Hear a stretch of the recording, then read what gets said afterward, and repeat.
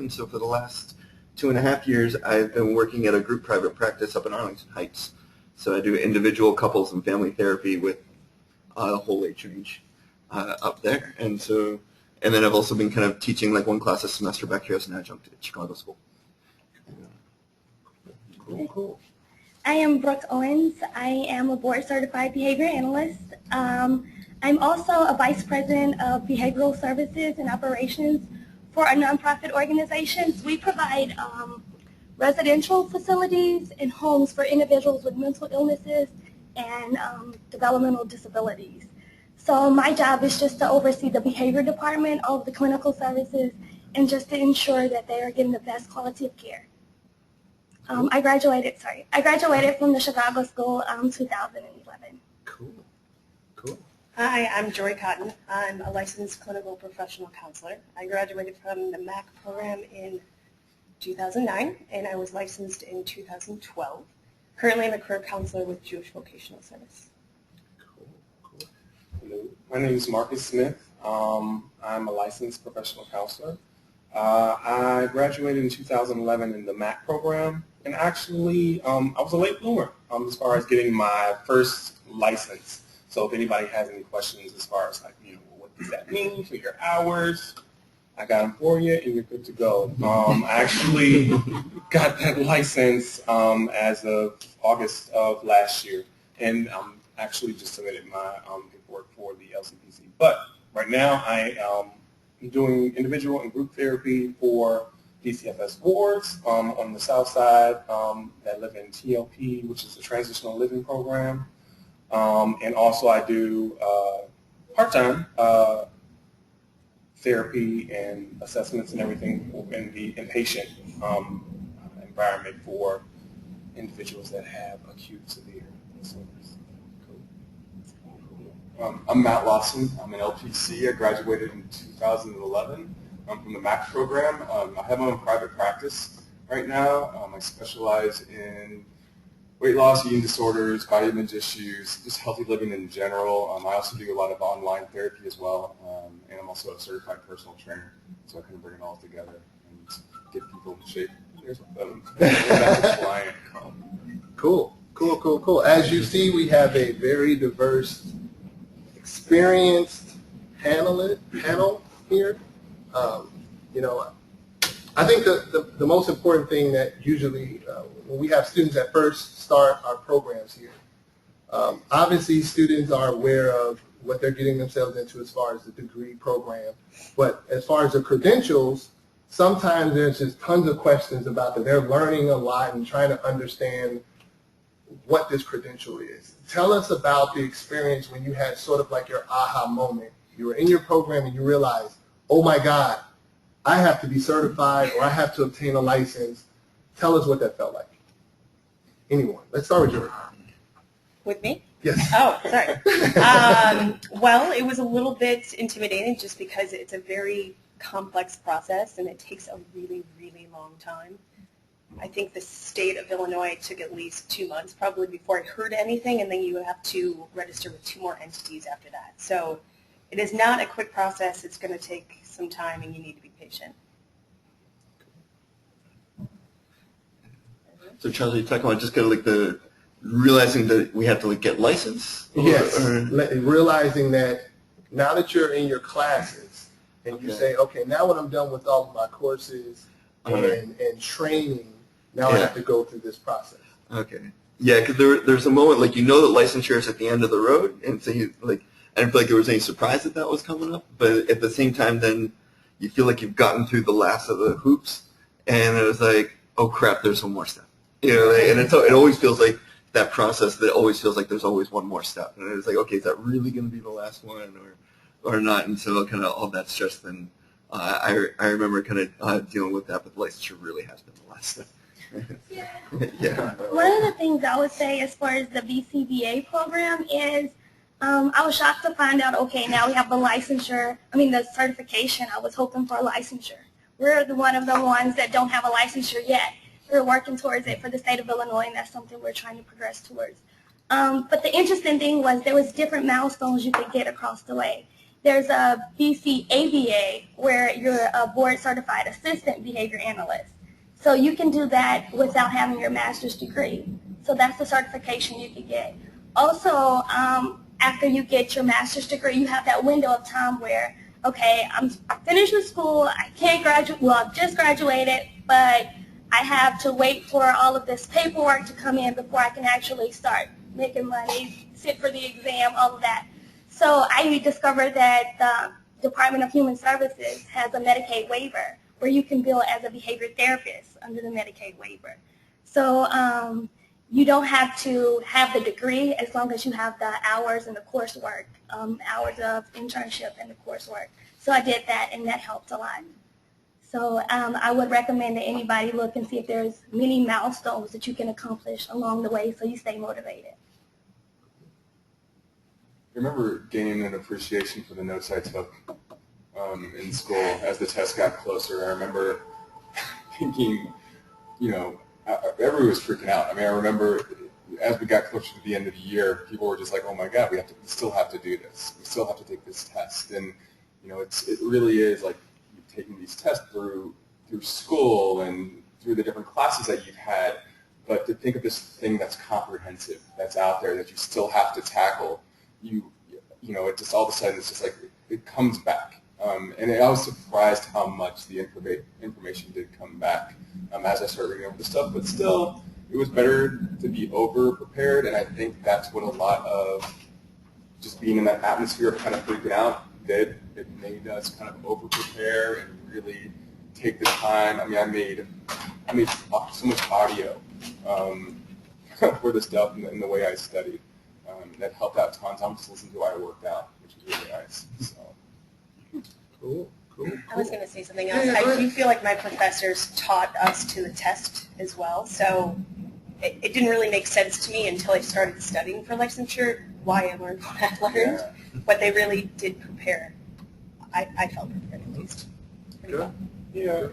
And I think it's just, there was a lot of anxiety and everything for me at first, but it was just after kind of getting through that comprehensive exam that we had to pass in order to just graduate. It was just like, okay. What was that test? That practice one? CCC. And it was just after getting through that, when I sat down, everybody was so anxious, but when I sat down and I was going through the exam, it was like, oh, okay, yeah, I know this stuff. Okay, I got it. And pretty much the LTC is the same nature as the comprehensive exam. And once you get through that, I think that should be fine for the LTC. Great. Any questions in the room? No? I'm still trying to figure out, because there's so many acronyms, and there's so many... Master of acronyms. Yeah, I've never seen a field with more acronyms than counseling and psychology. But, so I'm still trying to figure out, like, the order it goes CPCE, and then your licensure, right? Because I'm currently in the MAC program, so my end goal is to get an LCPC. So, but just to get my LPC, I would have to do the CPCE and then the NCE. Yes. Is that the, okay. The CPCE, that's just to graduate from your program, right. And then the LPC is, and I believe now they have it set up that you guys are taking the exam here before you graduate. You have the option in Chicago for the counseling program to apply to take the exam on campus twice per year. That exam is the National Counselor Exam, which suffices in Illinois for the LPC. 41 other states also accept the NCE. In Illinois, then when you progress to the LCPC, you then take the NCMHCE, which the remainder of the states accept for their full license in counseling. And that's not even touching on the other activities. Yeah, so, I mean, the interesting thing is that, and once again, I like to speak from the perspective of how students come to us looking for information and trying to solve issues and problems. When did you feel as though you realized that you had to take the responsibility for your licensure, where it wasn't your professor's responsibility to teach it to you, it wasn't for career services to give you the paperwork? When did you know that you had to take the initiative, that step, to get what you needed? Because knowing that this is your career, So when did that hit you, that you realized that, you know what, I have to do this. I can't wait on anyone else to tell me. I have to ask the question. I felt like that was pretty drilled in, Yeah. for me at least. I mean, every professor made note of what we needed to make sure we kept our syllabuses, our syllabi, and all of that. So I don't feel like there was a moment like that. You know, it was when I printed out the packet. And it just kept on coming out of the printer. I was like, what? Yeah, I mean, it was thick. And it was the instructions on how to get to that next step after the CPCE. And that's when I kind of realized, oh, I'm on my own now. And that was kind of that realization of, okay, this is me moving forward. This is me starting to pay attention to continuing education. This is me trying to figure out a path for my professional career. This is like the foundation of this stuff, of understanding how this is going to go as I progress in my profession. I'll say when we had like an open house and we were introduced to the professors, and everyone in the behavior department had a different background. And I was like, wow, I didn't know you could do that. I didn't know that you could, there was like sexual therapy and animals and, you know, being with schools and mental illnesses. And I was like, wow, because you go in and you're thinking autism with ABA. And so I, at that moment, I was committed to trying to see what I could do, what experiences I could have. So when I graduated, I wouldn't be, now where do I go? So we were required to do 1,500 hours of internships. So I worked at a school, elementary school, high school, in-home therapy. I did consulting. I tried to make sure that I was in getting as much experience as I could on my own, because no one can really give you experience. You have to go out and get it yourself. So I think it's very important that you find someone that's a mentor, someone with a lot of experiences. And if you are limited to just 700 hours at one location, take a few hours every other weekend, once a month, once a semester, and try to expand to different parts of your career and your field to get experience. I think I'm sorry. Okay. When I think on the side end is like, I almost feel like it was a bit of a late bloom kind of realization to hit the point, because there were so many steps, like the practicums and then internship. You find everything from a database, and there's always a list of, okay, here are your options, and you choose within that. So it's nice. Oh, I have all my choices organized for me. And so as internship was starting to wrap up and then looking for a postdoc, then it's like, okay, it's the real job world. And so like there's no database that says here are the postdocs. And so I remember that was just kind of my oh crap moment. And like now I really, the training wheels are off here and it's time to do this on my own. And that was the moment. Was like, okay, now, and it's also on me to study for the test and to get my letters together and to get it. I mean, there's part of it's like, okay, it's another application, but then it sits in and it's like, okay, but there's not all the different structures that I was used to going through with the program. And so I think that was kind of like a transition moment. Great. Yeah, I think I took responsibility when I started to forget the simplest stuff that you learned in class, and you're like, wait, I don't have a handout to give me a refresher. So, you just kind of buckle down at that point, because you know that nobody's just going to hand you the information. And Rosenthal, Encyclopedia of Counseling, is my good friend. An hour every day for about 2 months, right before the exam. Yeah, and it's interesting, Brian. I know you started to touch on the different milestones, because in your program it's just a step-by-step process. Yeah. And this question goes for everyone, because there are milestones even with you guys' experiences in program. So how did your training prepare you for your exam? Like what aspect of that experience prepared you for your exam? I mean, when it's okay if I have that. Like, I do feel like the SIDE program kind of helped, did really prepare me well for EPPP, and in the respect of like all the diagnostic criteria and the ethical stuff, like that was stuff that came naturally. Like I didn't have to. I could very easily not dedicate as much study time to that. For me, I wasn't as savvy with the stats, so I had to spend more time on that. And then the one piece, there was one piece of the exam that was completely new. So to get licensed as a clinical psychologist, you also have to know about industrial organizational psychology. And I wasn't quite ready. I didn't see that coming. And so it's kind of like I had to learn a whole new branch of psychology kind of once the study materials hit. And so that part was a surprise, but everything else you still had to work really hard to just refresh yourself on all the minute details that they want you to know. But I absolutely had the broad base to make it happen. Any resources you use to study, Brian? Absolutely. ATABS, I think that's AATBS, was a very good friend, and specifically the online exams. I would say I got 75% of my prep from the online exams, and I use I like the multi-sensory stuff. Like you're saying, the audio and the written pieces were really helpful. Like I had a train ride, so I would listen to any of the audio stuff anytime I was on a train or something like that. But yeah, that was my main resource.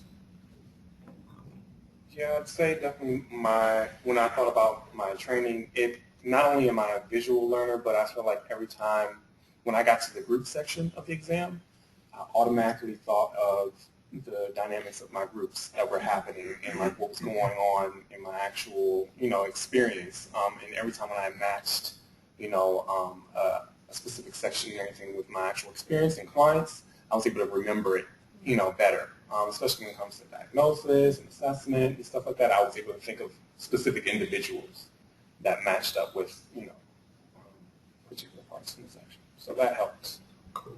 Sure.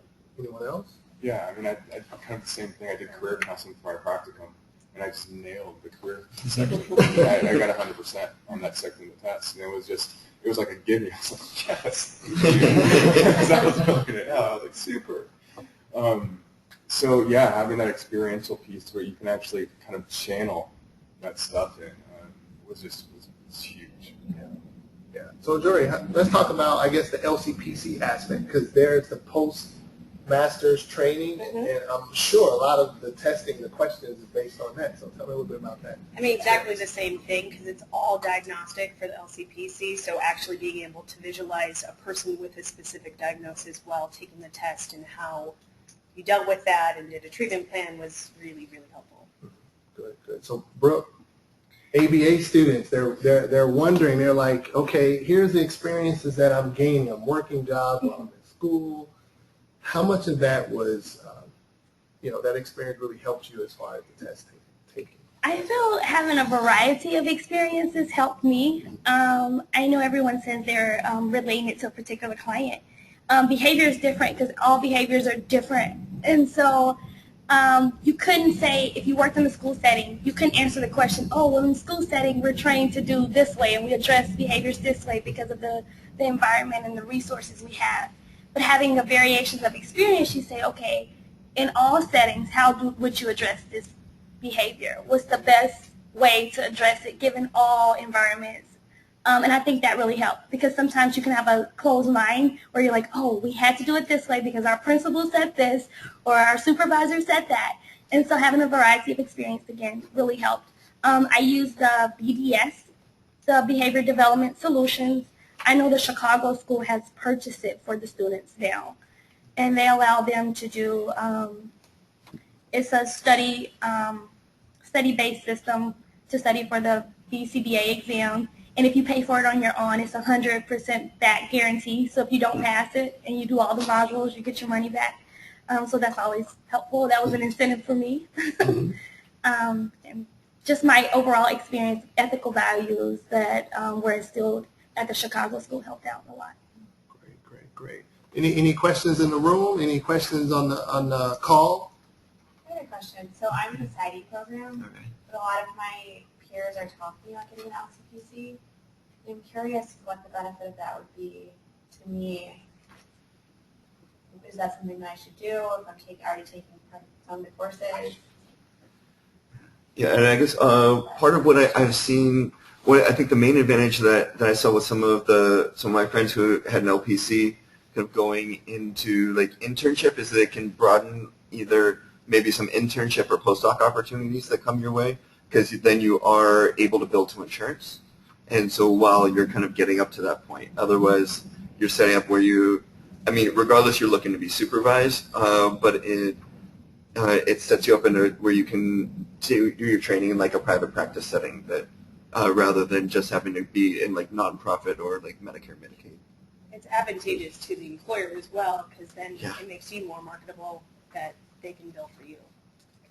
Yeah, in our behavior ABA program, they had this dual track where you could do the ABA and the LPC. And a lot of people did it because they did in-home therapy with families with autism, and they wanted to do therapy for the parents.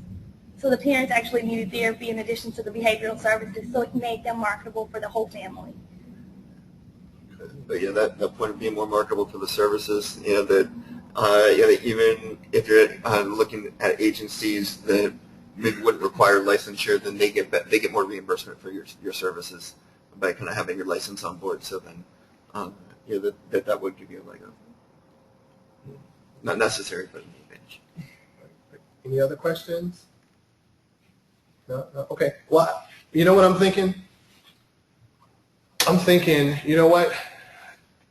I have to take this test. I'm a student. Yeah. I'm portraying myself as a student.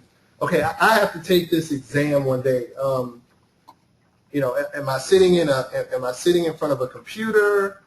Am I sitting in a room? The day that you took the exam, do you remember the date? Do you remember how you felt? Tell us that experience. I really want to know. What is it like taking an EPPP, Brian? It's not exactly, not looking forward to it.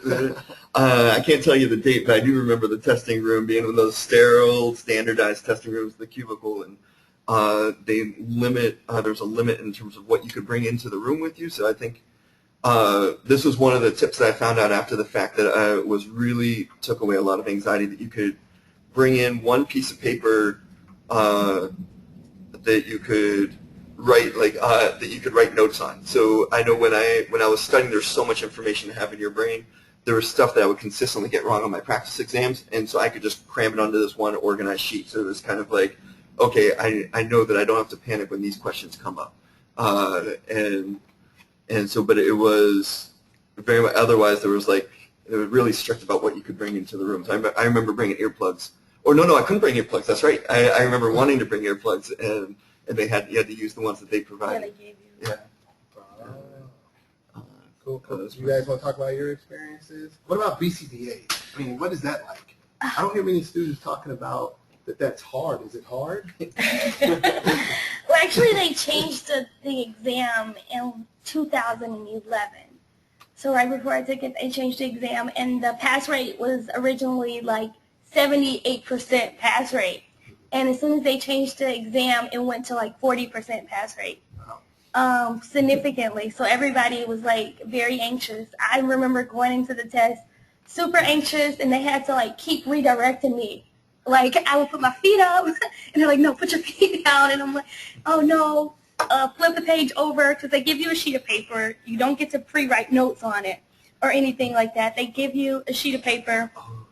And but they don't want you to flip it over. You only can use the front page. So I was like writing and flipping it over, trying to work things out. And they're like, no, you can't do that.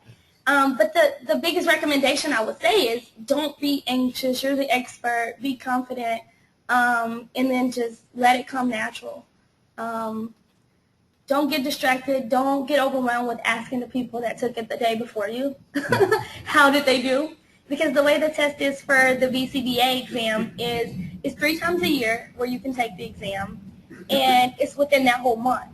So you have the opportunity to say, okay, I want to go at the beginning of the month, or I want to go at the end of the month. And so people that go at the beginning of the month typically say, hey, how did it go? Was it hard? Was it a lot of ethics questions? Things like that. But everybody gets their exam 6 weeks later, the scores. 6 weeks later, so just kind of go with it. Don't get too overwhelmed. Don't try to solicit information from the test, because that just makes you anxious. Yeah, and I realized when you were talking, I misspoke, and so yeah, you couldn't bring it into the exam. I remember that I wrote out a sheet of stuff that I struggled with, and I memorized it. And before I started, I recreated it on the sheet or the dry erase board that I had available to me, so I could just brain dump that stuff and then relax with the stuff that was more comfortable. Wow. Impressive. All right, counselors. From what I can remember, I think the one thing that I didn't appreciate was, wasn't it like it didn't go by each section in analysis. Wasn't it sporadic, and it just kind of like you had an amount of time to go ahead and answer certain questions. It wasn't. I think you're right. I don't think it Yeah, was. no, it was all. Because I was taking the CPCE, I was ready to just kind of like, okay, group, okay, assessment, Yeah. okay. No, it's kind of just, it gives you questions randomly from each section and not break Yeah. it down. The results. When the results do break. Yeah. You do get the results instantly. Yes.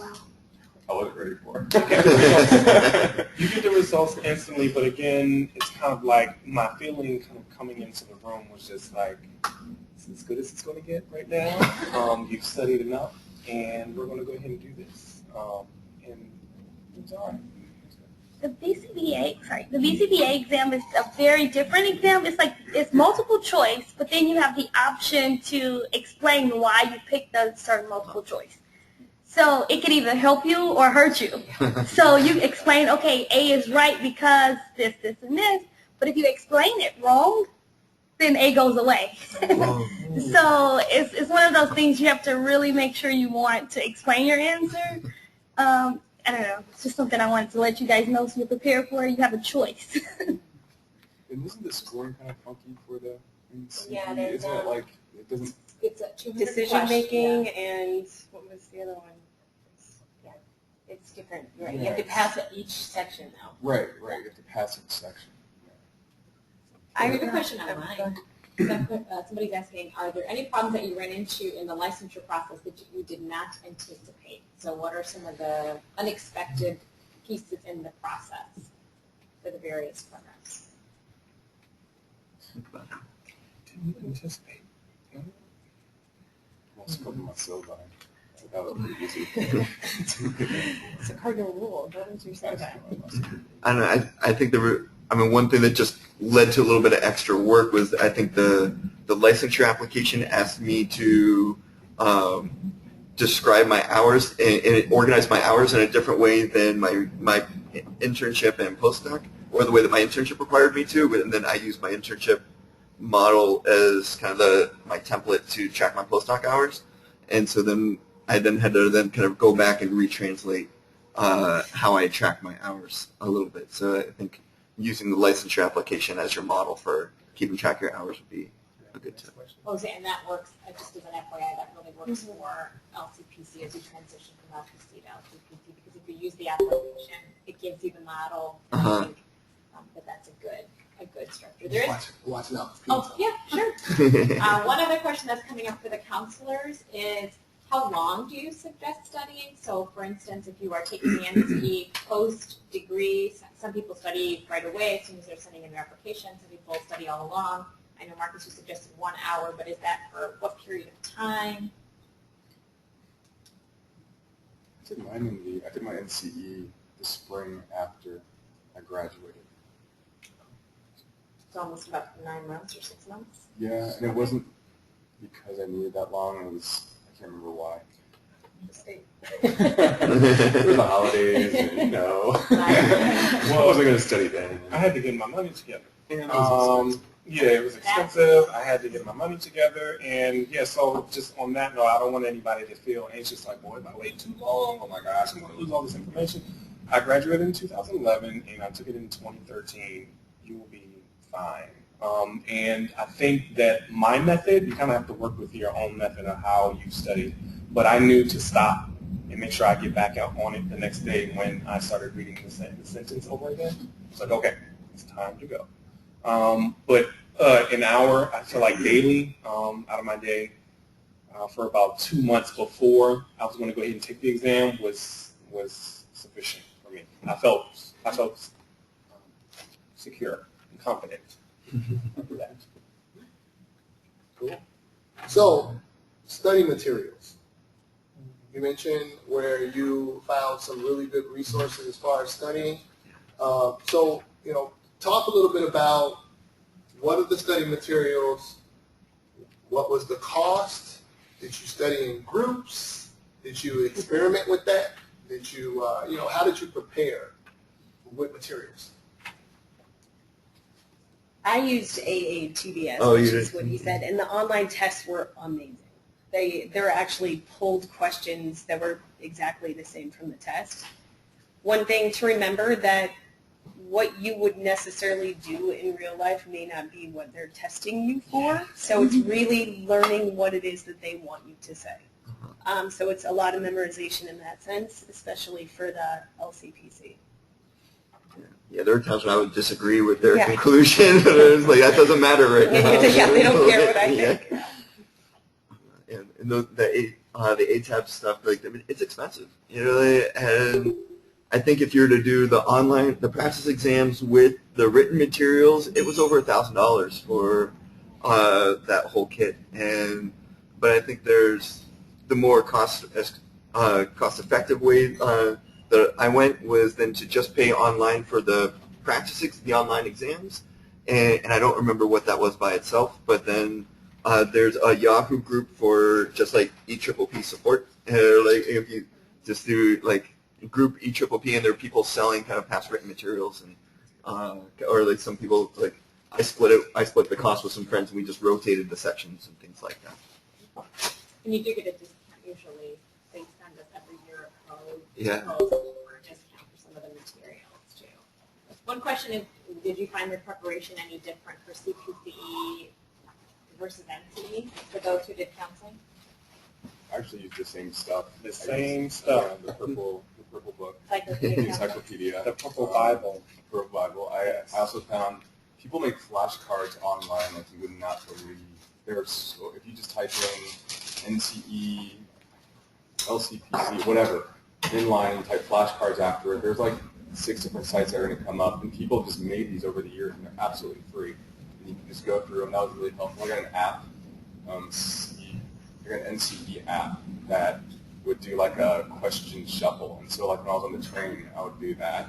I used the software on my Mac computer to make podcasts, so I like made iTunes podcasts, and that's what I would listen to when I was working out. And I would listen to those. I mean, I would listen to those like 2 and 3 hours a day because I would work out and I would walk from class, and I would just whenever I was walking anywhere, I started listening to music. It's a little bit too much. It could have been. Right, so. That's no matter what field you're in or what book you're reading, you can always look on the internet. I found addition flashcards. I also found like a PowerPoint of the book and a summary of each chapter from the book. So I keyed in on the applied behavior analysis, our white Bible that we have. So I would recommend just searching the web for people that's been in your shoes before and what study materials they've used. So how long did it take you all to get your results? And what did that feel like? The same day. Joy. Thankfully, Joy. Yeah. Yes. I actually remember thinking that I failed, and so I was literally like just walking up to the lady because it doesn't come up on the screen when you come out and she hands you a certificate. And so I was just like, I was like already talking to her about when I could retake the test. Oh, And she handed it to me. I was like, I passed. So I guess I wanted to do that. So for some, right away. So Not, right away for you no, too? no. And it actually took a little strategy for EPPP because I actually applied for licensure through Kansas. Thank you. I was doing postdoc. I was studying down the hall from these guys, and so because the people who run the professional regulation board at Kansas will actually respond if you kind of email them like a month after you take the exam, and then they actually let you know back. Whereas Illinois, the board meets every other month, and then they just decide whether, we'll let this person know. Who knows what their process is, but it's just a nightmare. And so for folks who applied through Illinois, it took a lot longer to get the results. But through Kansas, I knew in a month and found out. And, I just had my celebration. Mine was 6 weeks after the closing test date, but I was disappointed. I thought that I would find out what I made. It's just pass or fail. Oh. I was expecting to see in what, domain I scored the highest, what was my weakness, but I was okay with the pass. So for you all to receive your actual credential, how long did that take?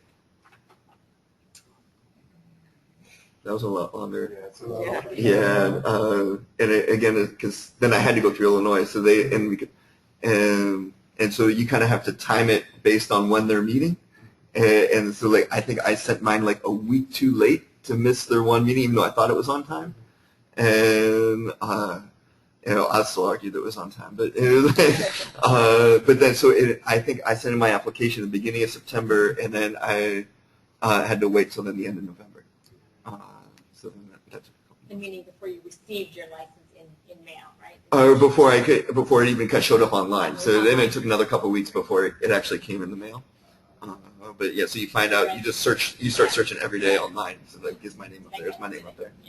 That's the one thing that I didn't anticipate in the whole process of how much I would have to stalk the board to make sure they had all my information, because I had just moved and they needed my updated address and they sent my license somewhere else, and it was just like, okay, come on guys. And so it takes a while for them to answer.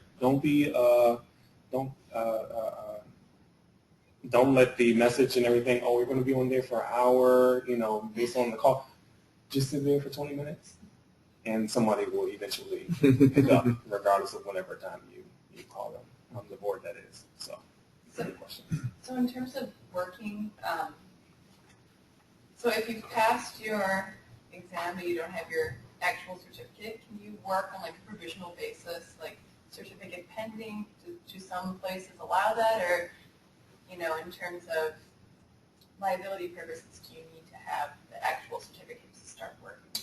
Well, they do send you for the LPC. They do send you a temporary one, but for my specific position, I didn't necessarily need my license or anything to practice there, so that wasn't an issue for me. Yeah, I don't think that would be an issue. It depends on the way that the organization is structured Yeah. in terms of how they're funded or how they're supporting their staff. So if they need to have folks in the LPC before they can be submitting, then that might be a requirement. Most organizations, though, in Illinois or other states, are designed in a way that nobody is coming out with their license in hand. So most organizations have a model in place. You're getting supervision regardless. And so that's kind of built into the structure, but it does depend. Some organizations might say to you, we can't bring you on until you actually have the license. And then others will say, okay, you've got 6 months to achieve the license, or once you get the license, you get a bump, and then we'll help you move to the next level. So it really does vary to some degree. In Illinois, you don't need the LPC to go to the LCPC, but it is recommended because you're pursuing your licensure along the way, and you don't want to be one day sitting and taking both exams at the same time. So it does allow you to sort of progress and make some strides, I think is kind of the way that we would describe it. Cool. What I'm thinking about is, I lost my thought. I really did. Any other questions? Since I can get my phone. Yeah, can you elaborate on what you said with taking in Kansas? Like Sure. So it was a bizarre process. So I applied through Kansas saying, like, hey, Kansas, I want to get licensed as a psychologist in your state.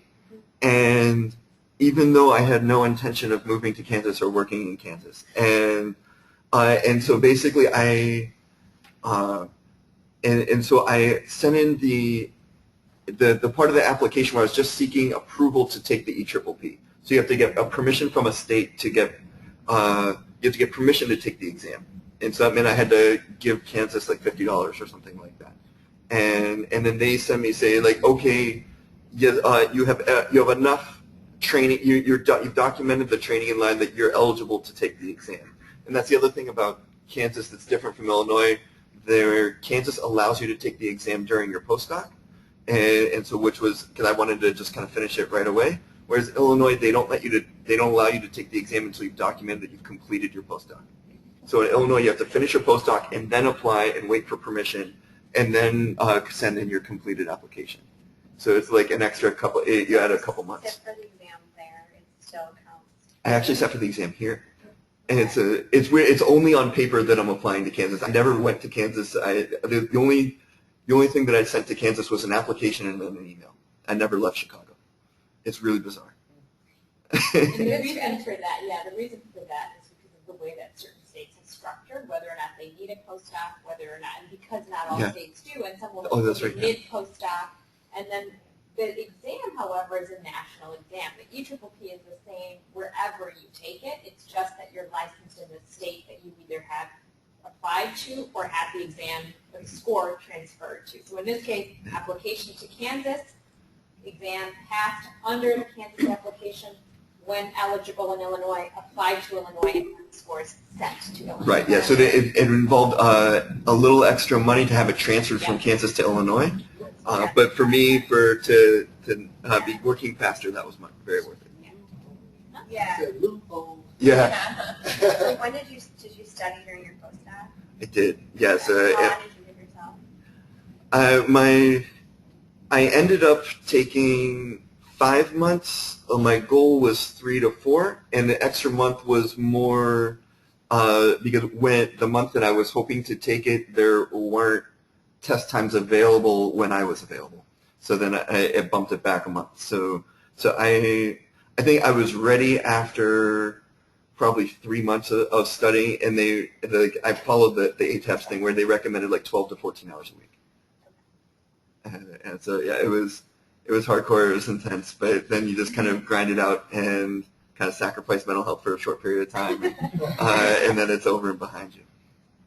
So how do you all stay sharp in your skills? Is there a requirement to have continuing education credits, units? Do you have to take certain classes in addition to your actual work? So you guys want to speak on that, or if you haven't done that, are you anticipating doing that? For your LCPC, you renew your license every other year, and you need 30 continuing education hours per year. Or is it every other? No, Yeah, for every 2 years For every after 2 years. the initial license. So the first renewal is sort of complimentary because you might have had your license for a day, you might have had your license for 2 full years. Yeah. But that first license renewal, there's no continuing ed at the second renewal stage, which is always on the alternate odd year, March of the odd year for Illinois. You have to then submit your CEs, and half can be online, half can be in person. They're offered all over. And for BCBA, you do a recertification every 3 years, but every year you have to renew it, and it's $100. So basically, you just pay $100 every year, and you're okay. And then at the end of the 3 years, you have to have 36 hours of CEUs. And I try to do that with like conferences.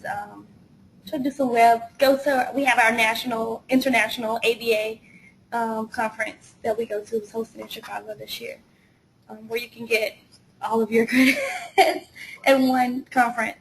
I also try to stay like current with like the journal articles. I became an adjunct professor for the Chicago School, so I teach ABA and do supervision for people trying to get their certification. So that gives you like a lot of their experiences, and it keeps you kind of abreast of all what's going on, and it keeps you learning. So it's always a good learning experience. Yeah, and then for CITE, this renewal period coming this fall is actually the first time that Illinois psychologists are required to have CE credits. Completely bizarre why no one's been required to keep learning up until now. It blows me away. Yeah, like once you pass licensure before this year, then it's just like do whatever you want. Is that for everybody? Even the people that's been for clinical psychologists, you could have your license for like 50 years, but up until this year, and so now I think every 2 years you need, is it 24? I think it is.